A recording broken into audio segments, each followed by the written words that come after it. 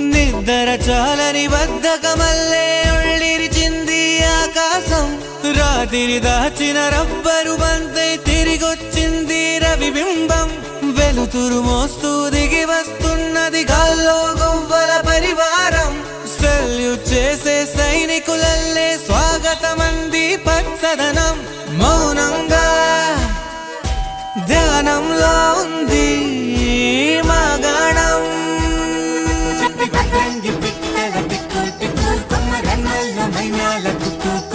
ఇది పల్లెకి తెలిసిన మెలోడీయా.